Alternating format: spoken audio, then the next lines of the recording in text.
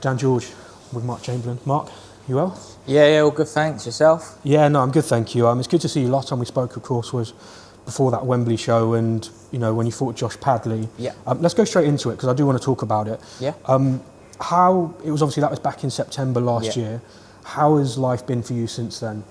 Yeah, I mean, no different for me in terms of my life as such. Obviously, the plan was to get through in September and then fight for a world title in December. But that fight sort of jeopardised it a bit. Obviously, I got my cuts and then my cuts got infected, so that put me back quite a bit.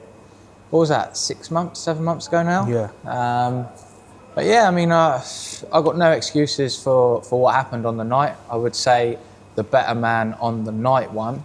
But yeah, no excuses. Just couldn't do what my brain was telling me to do.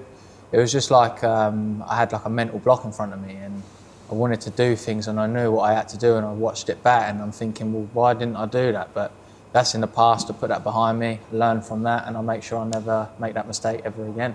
Is it tough because obviously to fight at Wembley Stadium, you know, the dream of so many people, was it, did you feel such a frustration afterwards? Was there a kind of, can you describe the emotion immediately you felt after? The emotions were different because obviously no one wants to lose, but it is what it is. Let's say it shouldn't have happened and it won't happen again. But yeah, I mean, the whole like Wembley situation and being involved in the big events is great, and I'm thankful for the people that make that happen for me.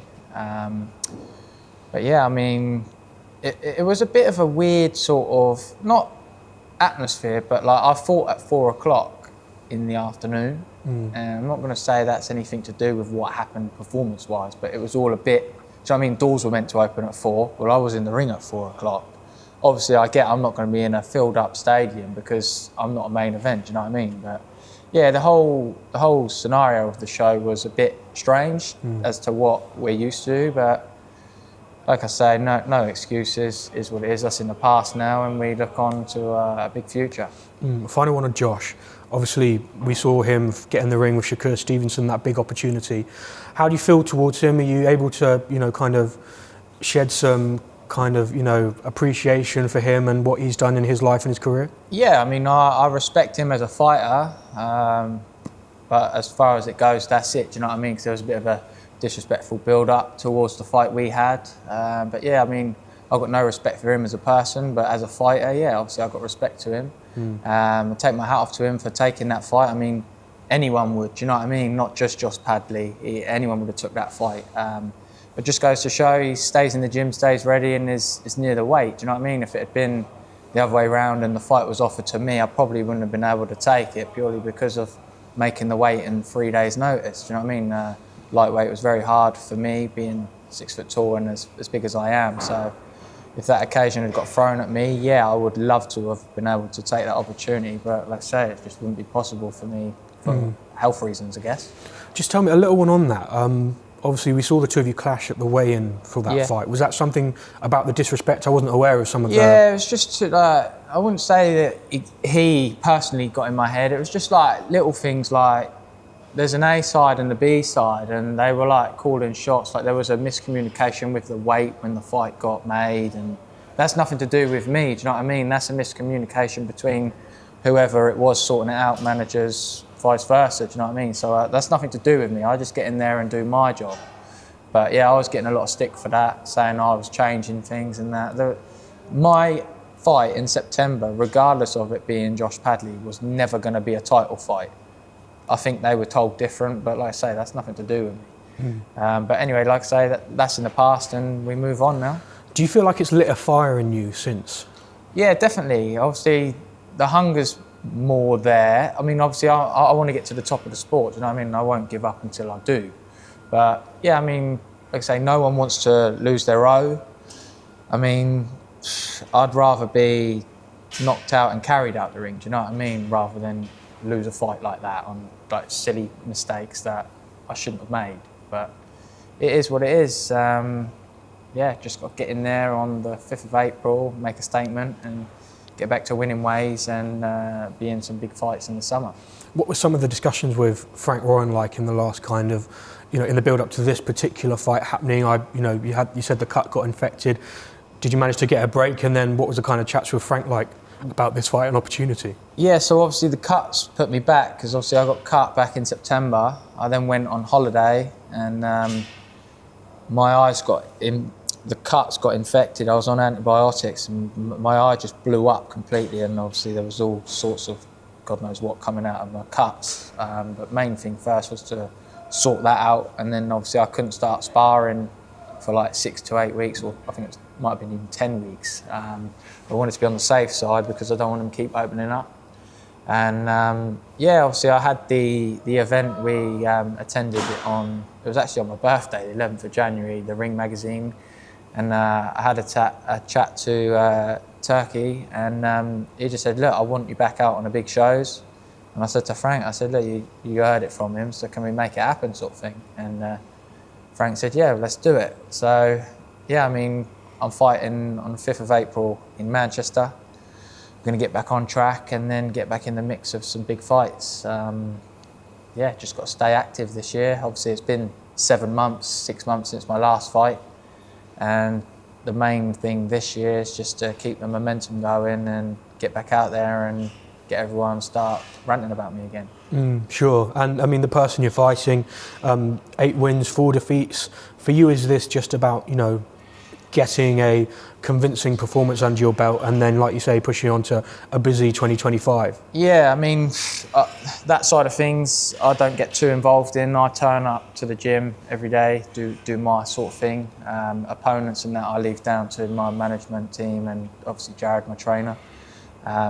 They sort that out amongst them, and I just got to get in there and do what I've got to do. No distractions, and come out victorious. So much of the talk before your last fight was, if get through that opponent and then there's a possibility, hopefully, of a world title fight. Is it now just about getting on the road back to that same position where you can challenge, like you said, for the top of the sport, world honours? Yeah, definitely. Obviously, the deal was sort of done. I was meant to be fighting Denis Berinchyk for the WBO lightweight world title. But like I say, the cuts and that got infected, and then we sat down and had a meeting with Frank and decided we're going to go up a weight for health reasons and that, because it was just getting too much. I think it was Keyshawn Davies, he went on to fight him, and I think he stopped him in 4 rounds. So it's a bit gutting and disheartening, obviously, that I couldn't take part in that big fight and probably be sat here world champion now, but it is what it is. Got to move on.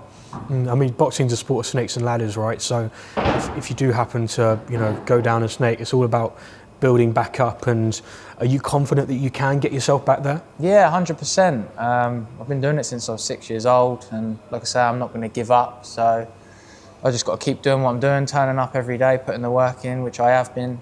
Although I haven't fought for 6-7 months, I've still been grafting in the gym. Obviously, I've had a couple of holidays here just to recharge and that, but I'm just fully focused on this year. And like I say, I'm not going to give up until I get there, So the main thing is this year is just to get back to big fights, really, and be involved in the big events. And one thing I just want to chuck in there as well, obviously my sponsors, they play a massive part in me being a full-time athlete. So I just want to thank every single one of them for sticking by me and backing me, and I promise to do you all well this year. You've had Jordan Flynn down here from Oxford, boxes, a weight class or 2 below you. He's got a big fight coming up with Cameron Vong. Just on Jordan, what do you make of the back and forth between those two? Are you a fan of that kind of stuff, or what do you make of it? Yeah, I mean, I didn't really know Jord at the time of when the first time round the fight got made. I believe he got speaking with Jared and come down, and I truly think from what I've seen of him in the gym that if he turns up on the night, honestly, I'm not just saying it because he's my teammate, but I do think he'll get the job done. But I take my hat off to them. We're all fighters at the end of the day, and they're going to get in there, put their career, not their careers, but you know what I mean, put their O on the line, and their lives on the line as such. You know what I mean? It's a dangerous sport, so I take my hat off to them, and get in there and have a good fight, innit? Yeah. I was chatting to him and he said that, you look like a different animal in the gym. Jared, your trainer, also saying that you're on fire this camp. Do you feel like you're in a really good place? Yeah, definitely. I'm in a good place. Never been in a better place, really. I had a few things going on in the background with my life, but that's all behind me now. And yeah, I'm just ready to move on and get back on track. And I'm enjoying being in the gym. And yeah, it's just good to be here every day and keep putting the work in. Just a couple more. We saw a few weeks ago one of your former gym mates, Ryan Garner, had a big show with your same promotion, Queensberry, and Frank Warren down on the south coast. You weren't involved in that one, obviously, because you've got this fight coming up.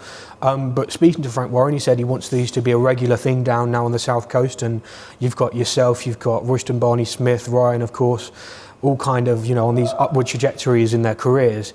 Do you find that quite exciting, and do you want to be a part of these South Coast shows going forward? Yeah, definitely. I just want big fights and to be part of big events. And yeah, I mean, I take my hat off to all the boys. Like I say, I respect every fighter that gets in the ring. Obviously, Ryan being my old gym mate.